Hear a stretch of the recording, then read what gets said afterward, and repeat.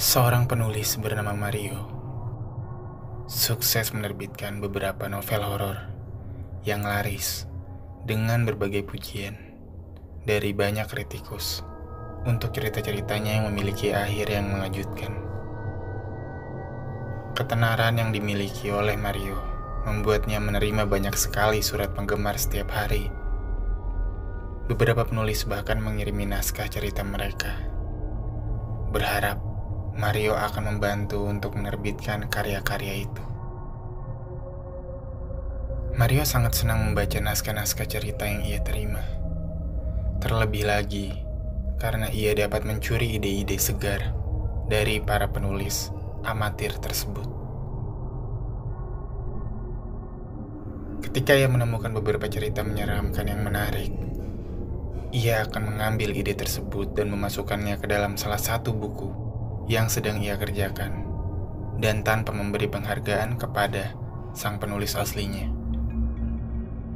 Kemudian untuk menutupi tindakan tak terpujinya, ia akan menghubungi beberapa temannya yang bekerja di industri penerbitan untuk memastikan bahwa penulis aslinya tidak akan pernah menerbitkan cerita apapun di masa depan. Suatu hari Mario menerima sebuah naskah cerita baru di kotak suratnya, terbungkus dengan sebuah hardcover yang indah, berbeda dengan yang ia terima selama ini. Ia mencoba membaca beberapa bab dari cerita tersebut, dan langsung dapat menebak akhir ceritanya. Ia melanjutkan beberapa bab selanjutnya. Semakin dekat dengan bab terakhir, semakin ia yakin bagaimana cerita itu akan berakhir. Meskipun ia sudah dapat menebak akhir ceritanya, Mario tetap ingin memastikan apakah tebakannya benar. Hingga akhirnya ia sampai di bab terakhir. Ternyata beberapa halaman di bab tersebut menempel satu sama lain. Ia pun melepaskan halaman-halaman yang menempel itu secara perlahan dan lanjut untuk membacanya.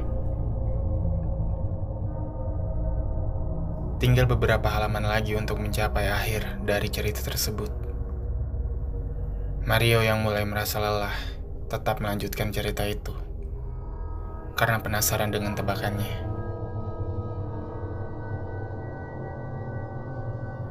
Sampai akhirnya ia tiba di halaman terakhir.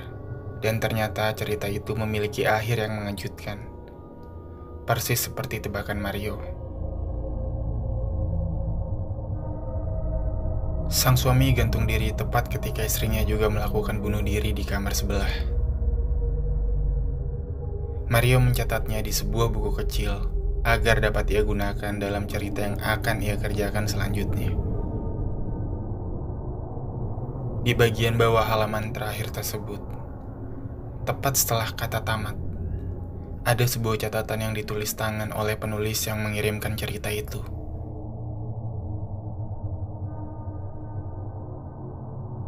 Seperti cerita yang kutulis kali ini, juga tidak akan pernah terbit atas nama diriku, bukan? Aku tahu kau sudah berencana untuk mencuri ide-ide dalam cerita ini. Karena hal tersebut adalah hal yang sama persis kau lakukan ketika pertama kali aku mengirimimu sebuah cerita. Kau akan masukkan ide-ide itu ke dalam bukumu sendiri, tanpa memberi penghargaan apapun kepadaku. Kau telah menipuku. Kau membuatku tak dapat diterima di industri penerbitan manapun. Kau membuatku tak dapat menerbitkan apapun yang kutulis. Selamat. Kau telah berhasil menghancurkan hidup seseorang. Sekarang saatnya aku membalas dendam. Jika kau sekarang sedang membaca catatan ini, maka kau pasti ingat bahwa sebelumnya kau telah memisahkan beberapa halaman yang saling menempel, bukan? Nah, kabar gembira untukmu. Halaman-halaman tersebut mengandung racun arsenik tepatnya. Apakah kau tiba-tiba merasa lelah dan tidak enak badan? Tenang saja, itu normal. Itu adalah salah satu gejala seseorang yang mengalami keracunan arsenik. Tak beberapa lama lagi detak jantungmu akan semakin lambat, dan akhirnya berhenti berdetak. Selamanya. Oh iya, jangan repot-repot menelpon ambulans. Aku berani bersumpah atas nyawaku sendiri, bahwa kau akan mati sebelum mereka tiba. Dan kau tahu, beberapa cerita memiliki akhir yang sangat sulit untuk ditebak. Selamat tinggal, Mario.